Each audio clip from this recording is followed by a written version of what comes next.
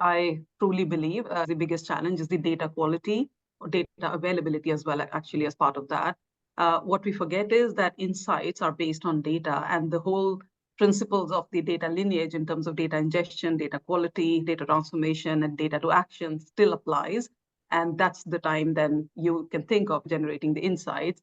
And as part of that, sometimes because of the hype, sometimes we do see leadership expects the insights to be available and data might not be available in exactly the format we need it for. So that's where, again, there becomes a gap in terms of data availability. And second, generative AI, as we know, can hallucinate. If it doesn't find the right data, it can make things up as well. So that remains another challenge.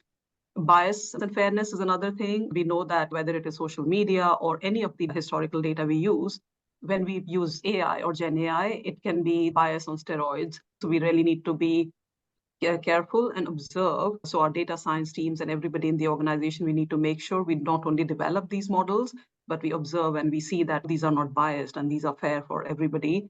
The other challenge, I think, is bringing structured and unstructured data together. We all know that generative AI particularly is very good with content consumption, content generation. But then where we talk about the structured data, combining those two together, I think that's where we are not there yet, and we're all thinking about it.